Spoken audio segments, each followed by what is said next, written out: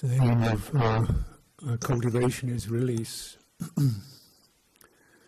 That fundamentally release from suffering and stress, release from ignorance, release from craving, release from fear, release from hostility, release from grasping, release from believing in oneself to be some kind of isolated entity, living in a world that they can't belong to and yet can't cut out either.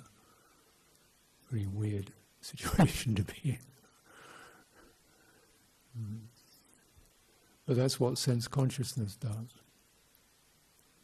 And it creates that experience in various ways.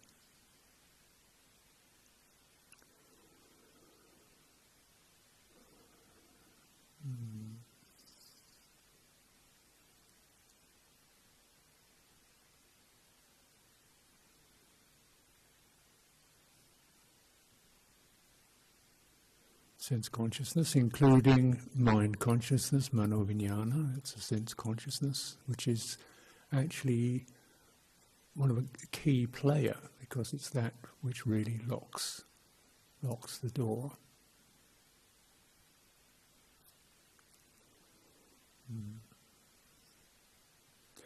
And recognize you also have something, call it citta, or Buddha called it citta, everyday language call it heart. And that senses everything. It's affected by phenomena that the mind say belong to the past. Affected by phenomena that mind say are somewhere else, somebody else. Affected by all kinds of phenomena that transcend time and space. We're affected by, hearing about people in Australia. What the profundity of effects is connected to how intensely they're felt, how distant they are in space or time. So citta doesn't operate in terms of space or time. It operates in terms of intensities of feeling and perception. Right? So perceptions of something that happened 5 years ago can still be extremely profound and shocking. And perceptions of things, beautiful things, can still be inspiring and delightful. That's the realm of citta. So just recognizing these different modalities, and in our practice our aim is to make citta has to be the key leader, because that's what's affected by suffering and stress, and it gets confused and agitated, and in its confusion and agitation it starts to pump out all kinds of responses and reactions which may be associated with knee-jerk reactions, prejudices, jumping to conclusions, fear, grasping. That emanates from citta, that intentionality, that motivation. So this has to be our focus to deal with this, and the Buddha is saying the purification of citta and the release of citta, this is to be accomplished. This is what can be released. This is deathlessness, the release of citta from all grasping potentials, all that can be grasped. Upadana.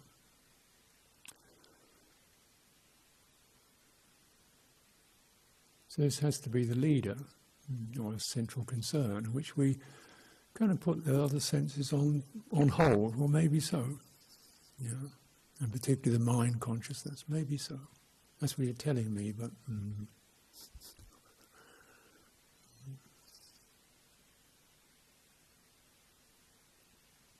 So even to know where to look. This is a release from wrong view.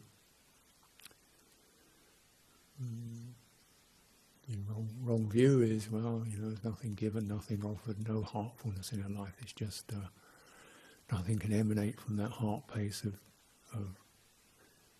grandeur and nobility. So it's all just get what you can on the purely sensory level, and this is deeply destructive. And if we enter into that domain, then pretty much we pretty soon get the message, hey, you've got to get some goodwill here. This is not going to work unless there's spaciousness, goodwill, tolerance, ethical sensitivity. This is not going to be happy. This is going to be cramped and agitated and stressful. It's already difficult enough, why make it worse? So you keep working on that premise, have faith in the goodness of citta, no matter how much there's confusions. Working on, so it's a release from wrong purpose. Right? So you see, we can think of release as the big ultimate breakthrough, trumpets blare, Nibbana flashes open, here we are, deathless has arrived at. Well, let's look at it much more as a common feature of what we're doing. Release from wrong view, release from wrong intention, right? Release from wrong thought. Thought is what? It's the mental constructions. And these mental constructions, where's their basis? Are they forming from basis of anxiety, worry, grudge, resentment, pushiness, domination?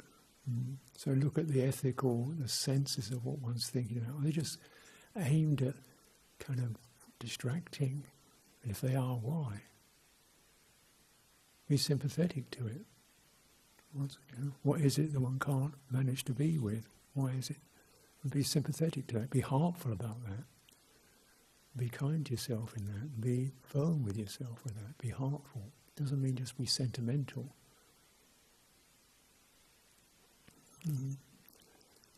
So we kind of contemplate. Speech is really the manifestation of thought through a filter.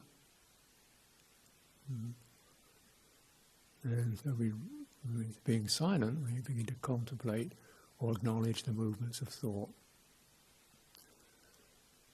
And then in some ways we are releasing ourselves from unskillful verbal karma, where everything we say affects our own minds, gives a trajectory, gives affirmation to our thoughts, and of course affects others. And they're resonating, they're reverberating, their hearts are moved by that. So just that sense of responsibility, not gagging, but responsibility. This is release from irresponsible action. And there's a possibility to say the helpful thing, the kindly thing, the generous thing. Let's do it. There's a possibility to think the noble thought. Let's think it. The thought of generosity, of openness, of tolerance, of goodwill. Yes, think it. And this is release, in some extent, from unskillful karma, which can be so habitual we don't even really see it as karma. It's just bouncing. You don't notice the intentionalities there; they get buried beneath the habitual reflexes. The mind just starts jumping around and slinging things out. Just even cultivating this. So you see, release is something that's not just about having some once in a lifetime breakthrough into nirodha, cessation or something or the other. This jargon stuff. Excuse me, but I do get sometimes frustrated by how limited the scope of Buddhist practice can get.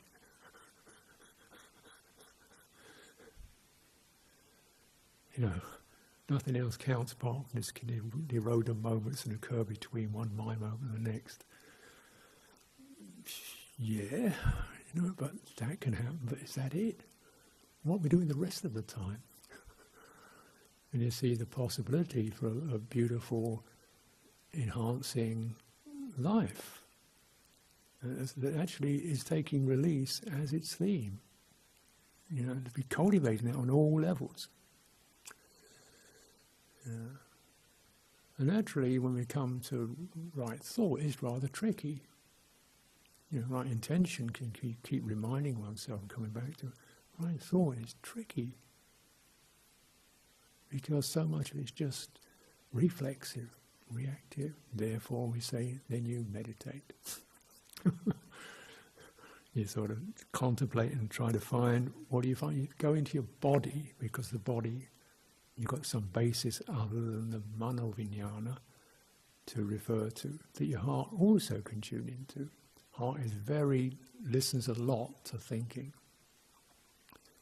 because that's the way it expresses itself. Heart feels something and it throws out a thought. And that's what it's doing. So naturally, there's a very close connection between the citta and the mano. Sometimes they're almost seen as synonymous. People use the same word for them. And I try to provide some sense of distinction.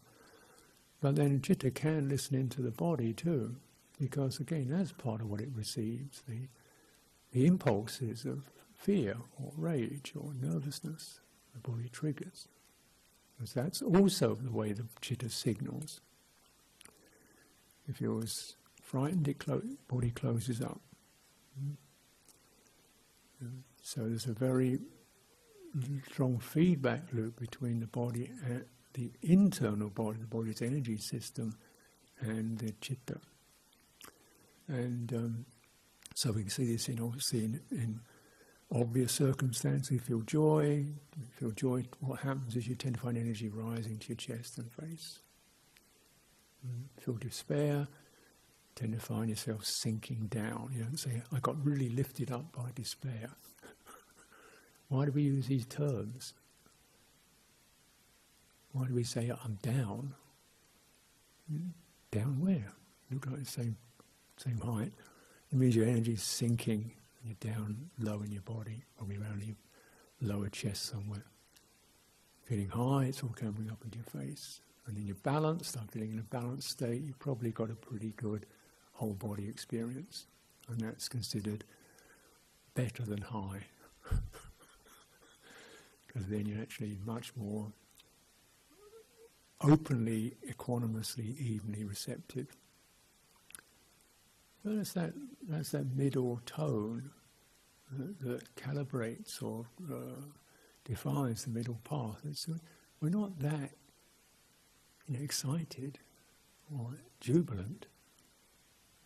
I haven't got anything against it, but just be careful. The best range is the middle. We're just kind of gently warm, sensitive, responsive, not jumping to conclusions, not jumping with excitement, not jumping with agitation. Because if you let the jump happen, the jump of excitement, then probably the jump to careless speech will happen. Yeah, and you know what happens then? You jump into careless speech. Somebody hits somebody else. They jump into their careless speech, and yada yada, and then unfortunate things can happen. And we're liable also to jump into our irritation. So you want to release yourself from the jump. And that's part of what meditation's about, just sustaining sati through those flickers and twitches and just going. What do you use? Use your breathing for that. Breathing to something you can be with, that subsiding rhythm, and then it go all the way out. And don't expect an in-breath. Just give up.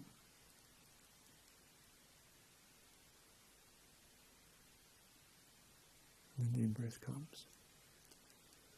So you can even monitor some of these reflex habits of jumping in terms of how your body operates, because it becomes a reflex. whereby you're always preparing yourself for the next thing before you've actually done this thing, or let this thing complete. So with mindfulness of breathing, you get the sense of the complete letting exhalation totally finish itself without preparing for the inhalation. And let it happen. They're handing over control to the body in this intimate way. The body knows what it's doing. I think to me this is just a little bit of how I sense mindfulness of breathing. I can give many, many talks and themes on that, but just this piece, because if I got a structured idea of, okay, I'm going to be unwavering mindful, mindfully aware of the breathing in, breathing out, and I'll count to 10 to make sure I get the breaths right. 1, 2. I'm already kind of preparing 2 as 1 is happening, and I'm starting to measure. Am I good at this? Wait a minute, I lost my breath. Go back to it again. And where was it? I'm getting so much mental intrusion. My breathing starts to get really unpleasant, tight. And I'm in a competition to get those numbers up, to make sure you get 10 breaths without wavering. You think, oh my God, this is...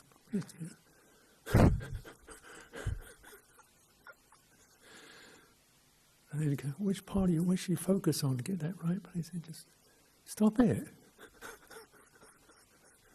Stop doing that. Stop the counting. Let it wander. If it wanders, let it wander. Just notice you're wandering. And then, is that so bad? Does anybody's mind not wander? Is that bad? You should be on way. Let's get those ideas out of it. Just be realistic. And then what happens? They drift off to a thought, impression. Oh, it's wavering and don't like. Oh, where's this? Breathing out, or returning. Feel that sense of the mind spinning off, and then excited, stimulated, worried, or whatever. Yeah, it feels like this now. And how's that happening in the body? Feel buzzy in my head, around my eyes. And let's go back to the bodily sense of that, breathing out. We're cultivating, growing something. And then saying, well, where does it, if I find that experience of wandering kind of disagreeable or unsavoury or something I don't feel good about, on an intuitive level, then we'll stay longer as the inhalation and the exhalation complete themselves, and begin to allow something to arise that's really quite attractive. Because if something's attractive to the citta, it will go for it. Now, those kind of thoughts may be very attractive. They're presenting things to get excited about, or plan, or particular grudges we get stimulated by. How good is that? Then a sense of comfort and easefulness, and then that space when everything just pause. And every time that, when you come into those pauses, not only is the opening I find extremely sort of agreeable, not in a stimulated way, it's just a relief.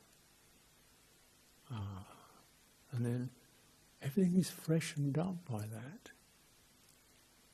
Everything becomes more freshened up through that energetic release, energy return, it's fresher. And constant refreshing through allowing things to end, letting it go. And that kind of is a sort of a marker, because the thinking mind doesn't know that, can't do it. So the body can, the breathing can. That's not something I'm faking or fixing or trying to have happen. And it's really interesting because it's also something whereby the fading out of phenomena is actually rather pleasant, which the senses don't get at all, the ordinary senses. They want something else to come in or replace the last thing. So shifting to heart intelligence, whereby the endings of things is subtly pleasing, the arising things is fresh, it's not reiterated, it's not the same old program whirring away, it's something that's joyful. Oh. And then cleaning the heart through this, and body cleaning the heart. I guess this is why the Buddha recommended it and taught it. But if you're structuring it, be very careful about those structurings, because the mind takes over. Thinking mind takes over. Not just in terms of thinking, but in its views of reality. There's another level of mind which is not just about thinking, it's called attention, and the views of reality that occur from the thinking mind, which are basically separated, like every other sense consciousness brings separation. Yeah. So the mind separates. I'm up here watching the breath down there. I'm watching my breathing happening. I am aware of my body there. I am. Where are you then? Probably in your head. And you say, why do people say that? Why don't they say I'm in my thumb, or my wrist, or my ankle? Because in that experience, the energy in your head is generally quite inflamed, quite aroused. The face muscles, the forehead, get really good at it. Your forehead tends to knot up, and your eyes tend to clench. It actually affects the face muscles, putting energy up into the head. As you see, people who are struggling with a problem, they knit their brows, they close their eyes, they mutter, they purse their lips. And what are you doing that for? Because it stimulates more thinking. So, so you go into the bodily aspect of the head, relax all the face muscles, relax the forehead, relax around the eyes. World seems softer, less sharply defined, slightly dreamy at first.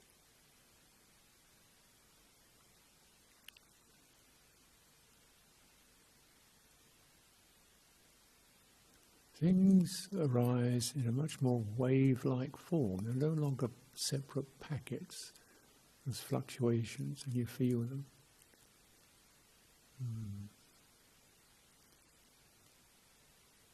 And it's said in the sutta,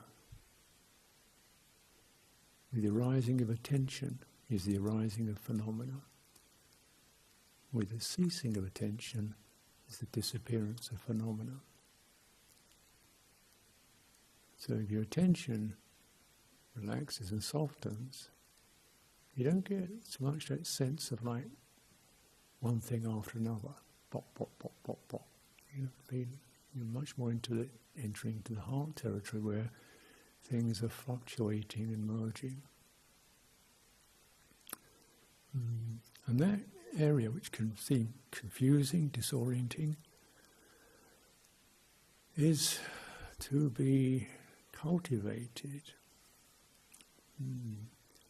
through sensing it directly as it is, and sensing where is the stress in this, where's the gripping in this, where's the goodwill in this, where's the right intention in this, where's the faith in this,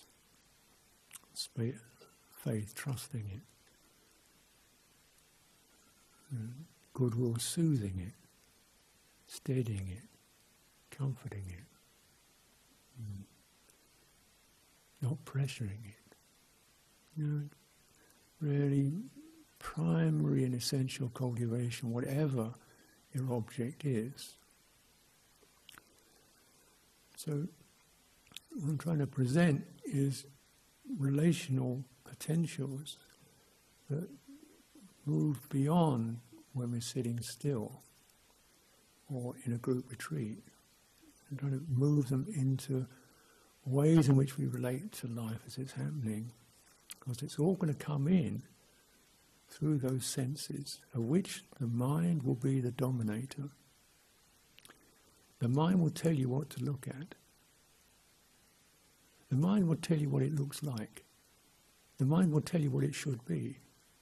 The mind will tell you how you're going to get it or get rid of it. The mind will dominate. The mind will say, look at this, look at that. It won't say it verbally, it'll just grab you, it'll call this thing called attention. Your visual field will suddenly shrink to one particular phenomenon that stimulates. Where did the rest of it go? Yeah? The mind does that.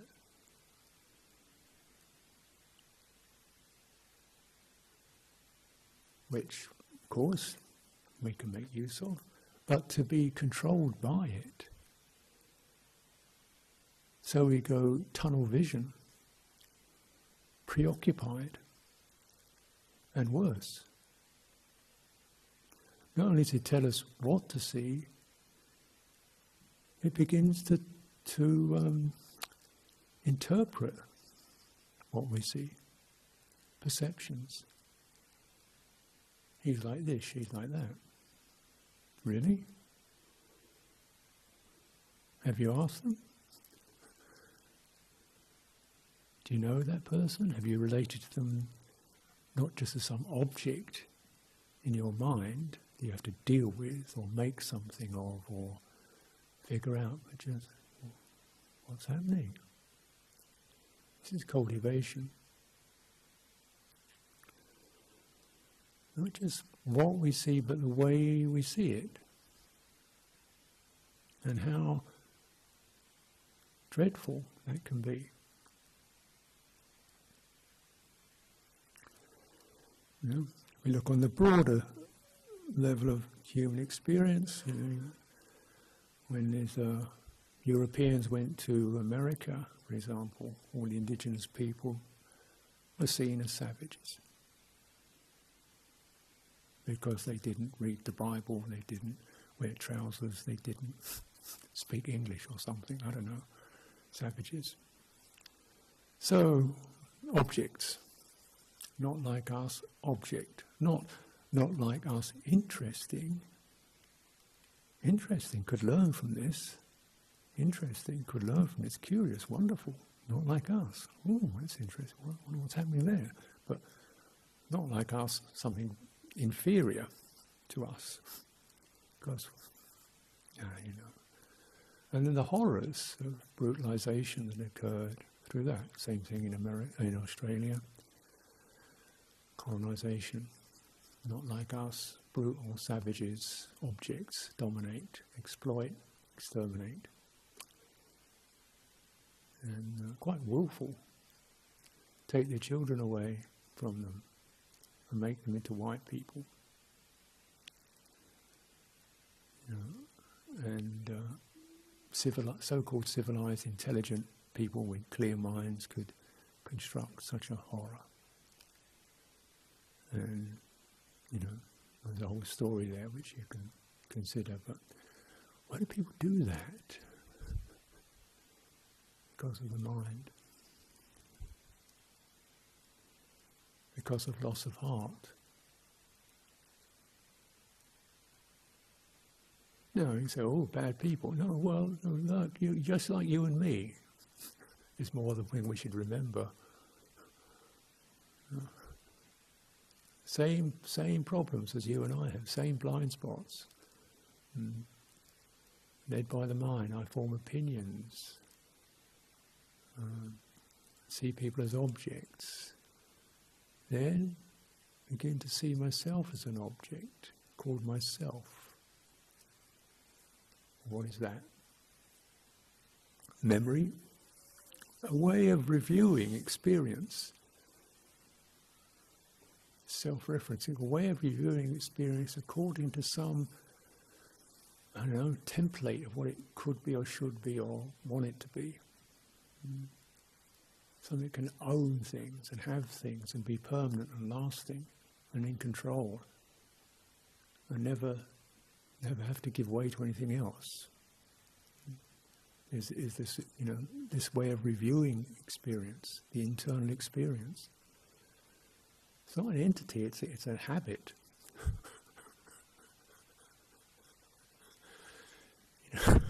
When the Buddha talked about not self, he wasn't destroying an entity, he's just saying, kick the habit.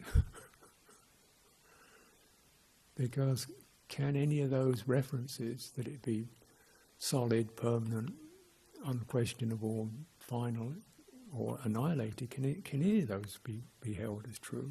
Can it even be annihilated?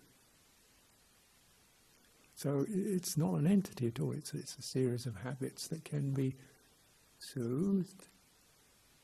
Whoever gets it, we'll get the same virus. It can be soothed, cured, healed, relieved, released. And that's the big picture, isn't it? Releasing from this construction. The mind backs up based upon confused intentions of fear, of need, of gratification, of these intentions that stream from the confused heart. Now those happen, but we don't want to be backing them up, because this is mental karma. Verbal karma, physical karma is destructive and painful, but where does that come from? The mind. Verbal karma can be blurred, blotchy and messy. Where does it come from? The mind. What constructs those words? And where does that mind come from? It comes from confused heart.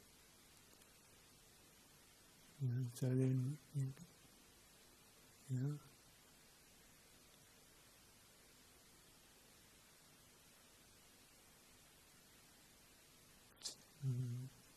so begin to release oneself from the mind. Doesn't mean we don't have one. Doesn't mean we kind of walk around in some wordless stupor, but just, that's what my thinking, my opinionated, my sense of focus does. Maybe I've got a few blind spots there, just maybe.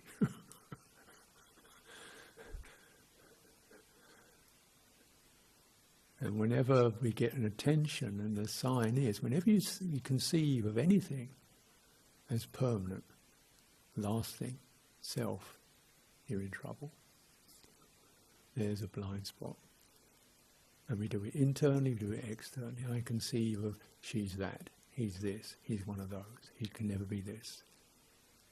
Trouble, because we've made something that's variable and changeable and should be related to with sympathy and interest and kindly attention into some object that I label and deal with as an object. And that's the fundamental cruelty of humankind.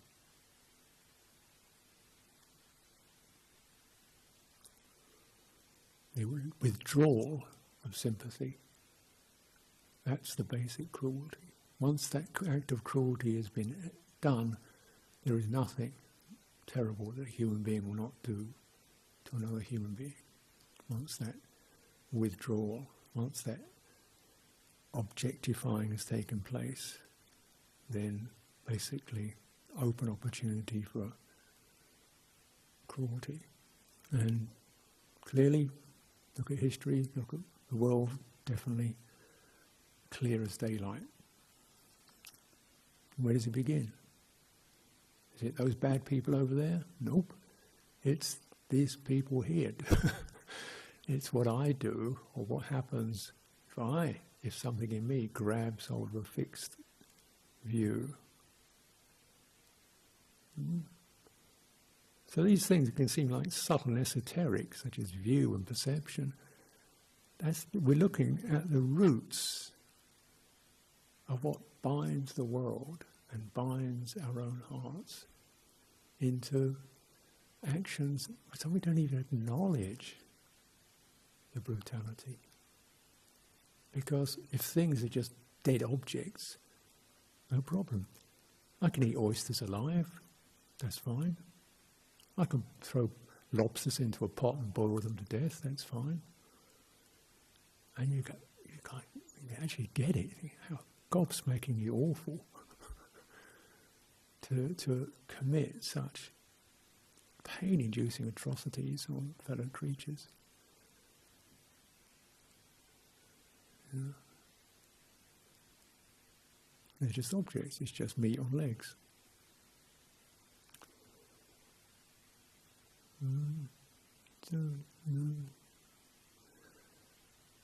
Then we typify people in the same sort of way. Now, relinquishing that,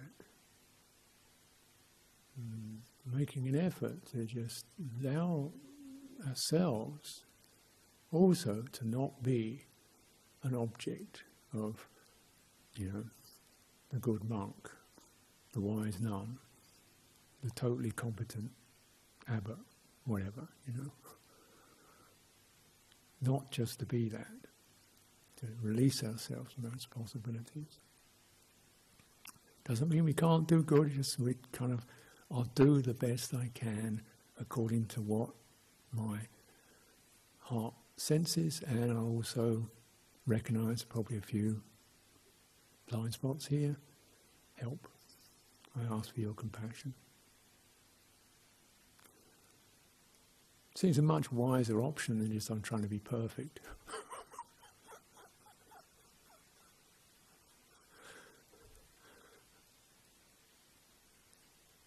And then if you cultivate that, and this is what's going to come back to you.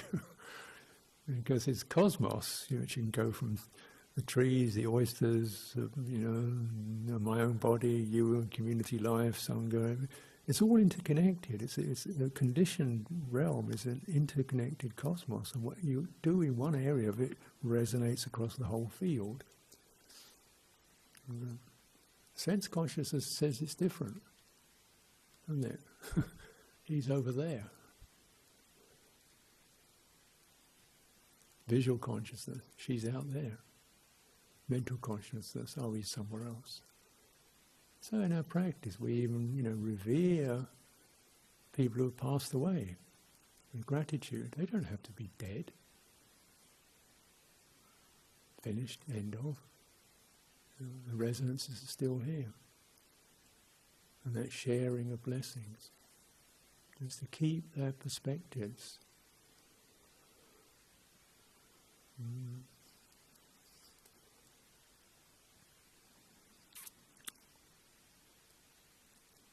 So release from these wrong perspectives, release from the mind, working on it.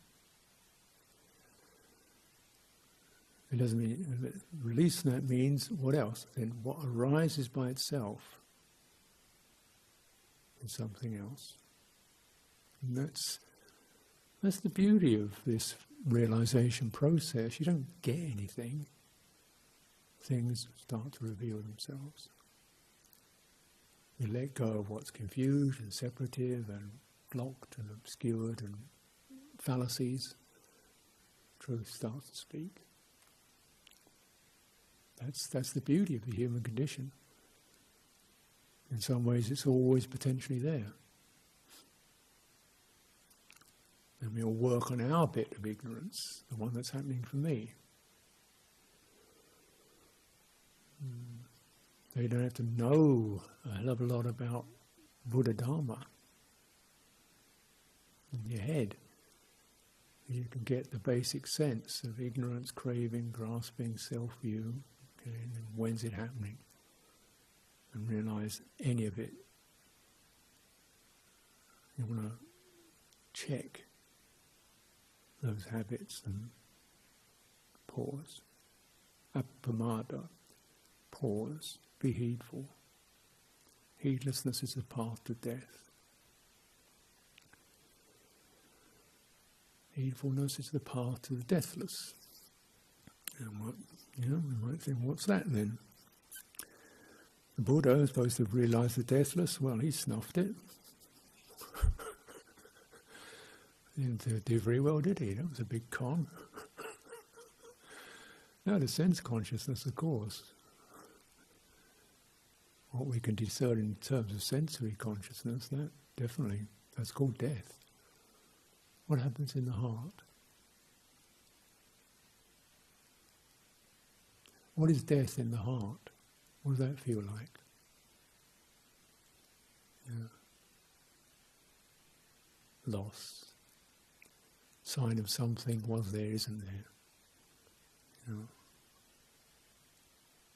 Visual consciousness isn't there. Consciousness, as kind of consciousnesses aren't there. Or the sign of death. Something will end. I will lose. I will not have. That sign of anxiety, that's called worry, insecurity. What if that is experienced as it is? And it's respected, steadied. There's awareness. You can be aware of those tremblings and reverberations and difficulties and restrictions. Is it possible just to hold them respectfully? And breathing. And awareness of that. Maybe that agitation will cease.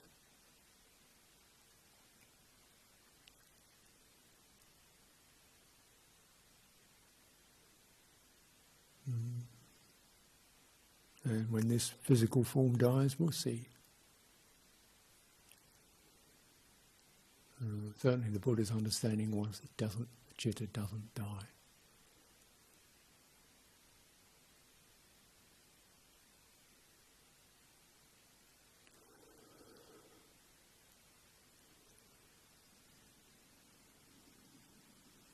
So release from death, release from the fear, release from the grief.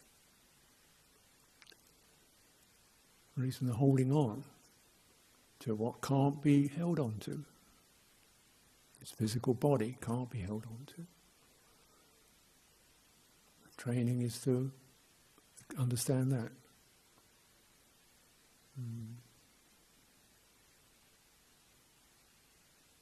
Take that in deeply.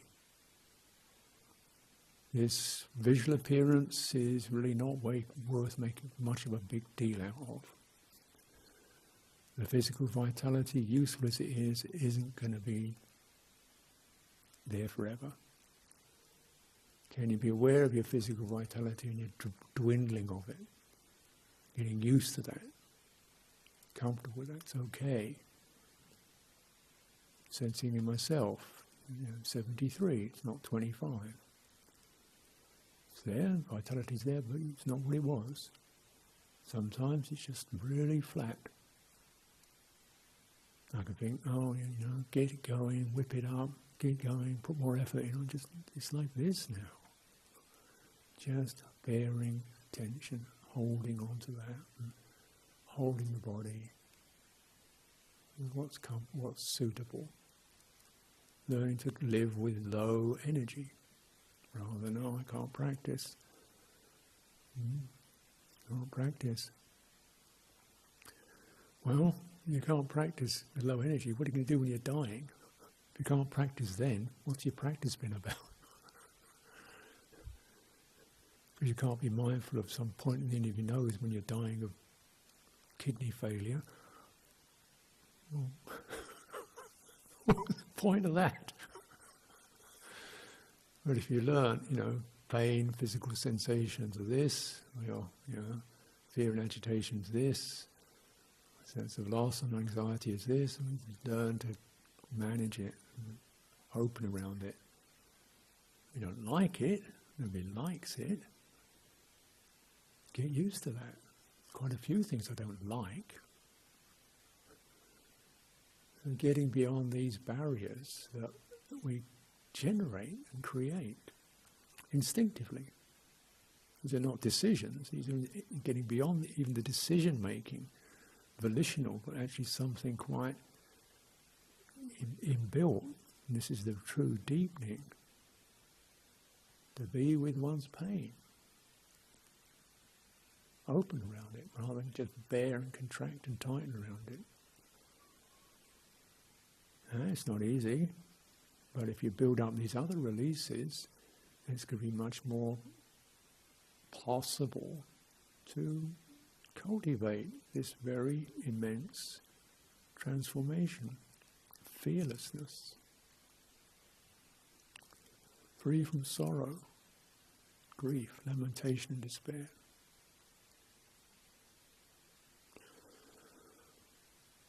And if you like, we're going to the microcosm. Every time the breath ends, we're dead.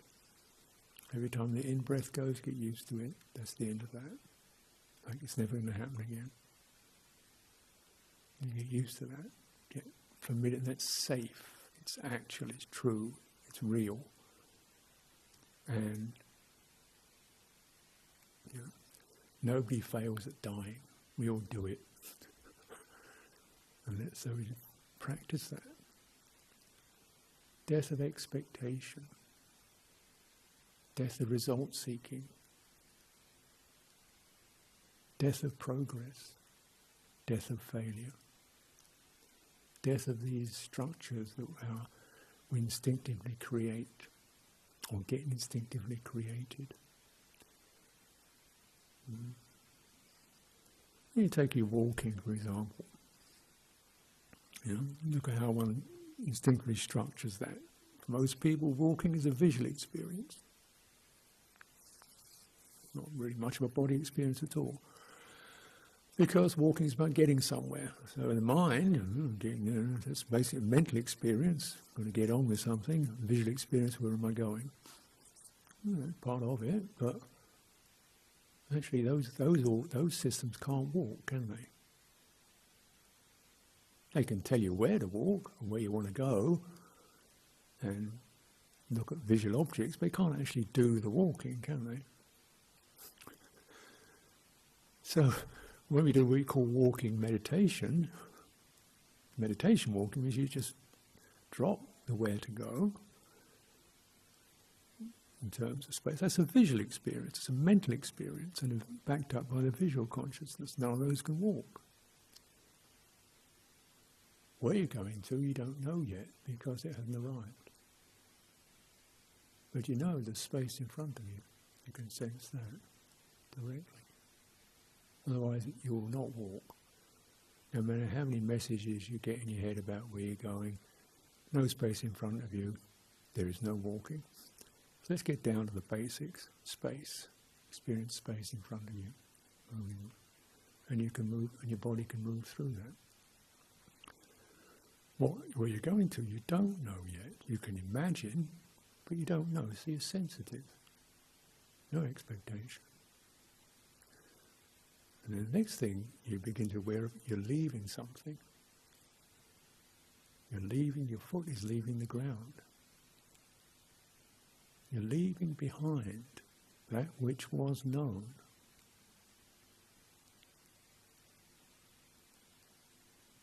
You were standing, both feet on the ground, and you're going to turn the body, and one foot's going to leave behind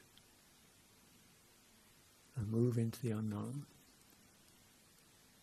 And the other foot will do the same. You'll keep leaving behind the known. Otherwise there's no walking. So what really is occurring is a relinquishment of the known, the old position. And if we really tune into that sense, it's kind of rather marvellous that the unknown is around, in front of me, in front of this body anyway, and I can imagine what it is.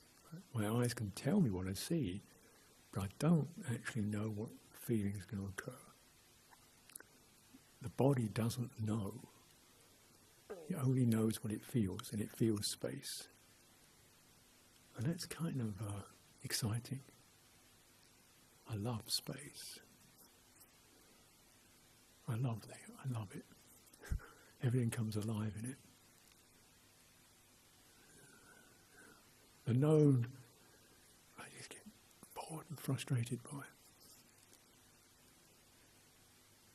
But it is the known is actually guesswork. Bear this in mind. The known is either the past or guesswork. It's never now. If you want to be real, attune to that and the unknown opens. And there's your possibility for fear, uncertainty, game plans, projects, structures to fill in that space. There's that possibility. And just ease up on that. How much do you need? And you start to move into that.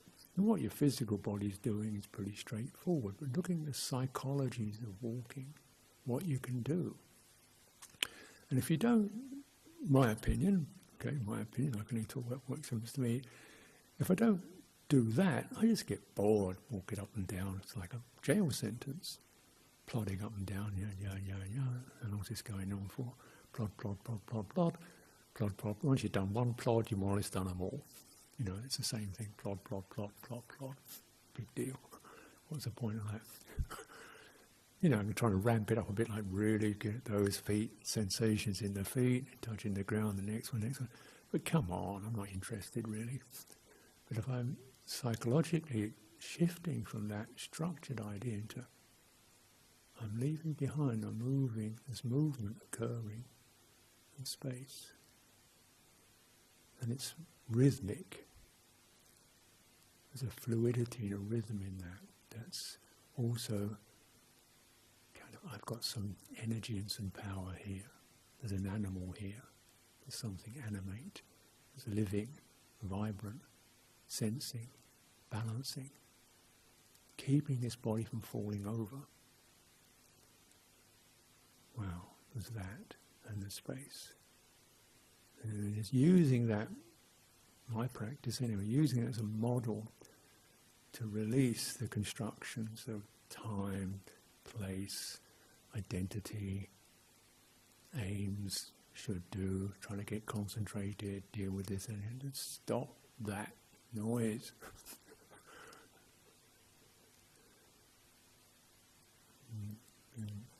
What happens by itself, what's revealed by itself. Something that I find extremely furthering. A taste of release.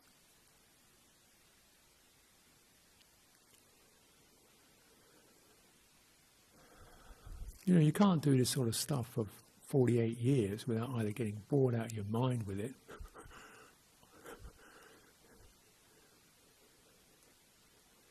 or finding it constantly fresh, because every day after 48 years of doing it is still fresh, and it will never be anything but fresh. If it starts to get predictable, I'm finished, really. As a spiritual being.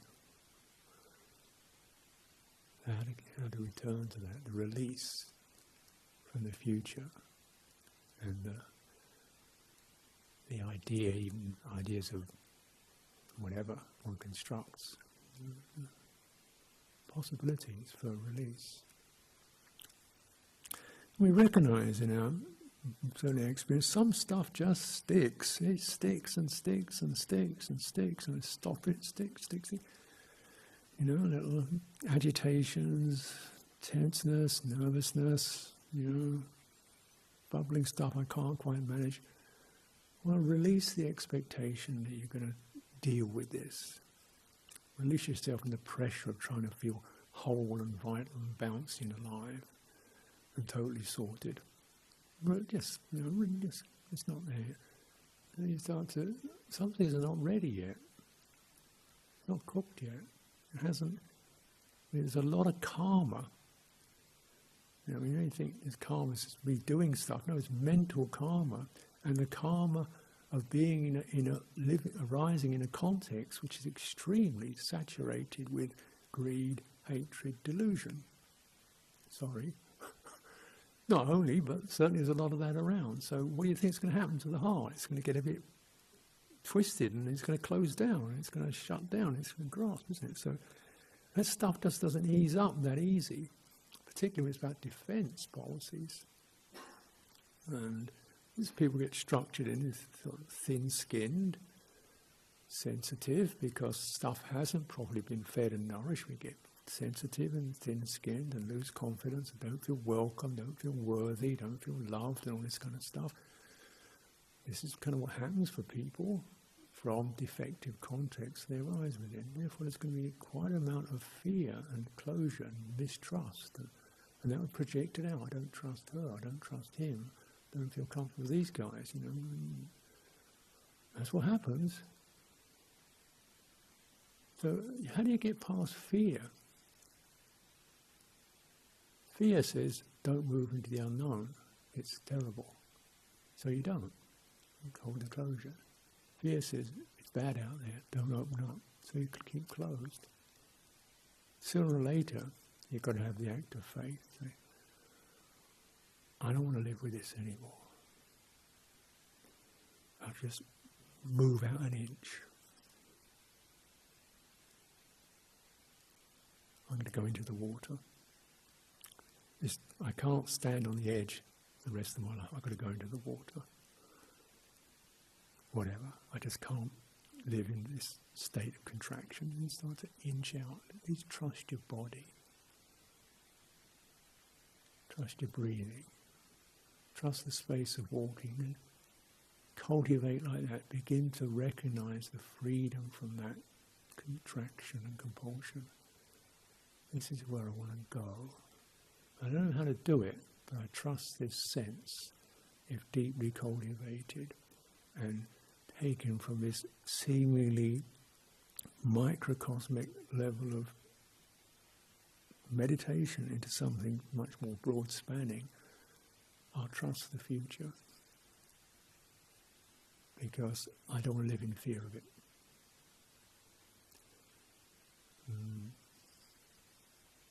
I'll trust the mendicancy, so I don't want to live in fear. I'll trust that I'll deal with what comes up rather than I have a strategy. I don't want to live strategizing. And therefore, this is their going forth, isn't it? If you do that as a nun, an agarika, monk, samanera, layperson, try to cultivate these qualities. It's not supposed to be an ordination ceremony. It's supposed to be something that's an act of the heart. And then this will certainly feel your way into that domain, the domain of release. And you'll never regret it. Keeps you alive. When this body fades out, we'll see. We'll see. But now is the deathless.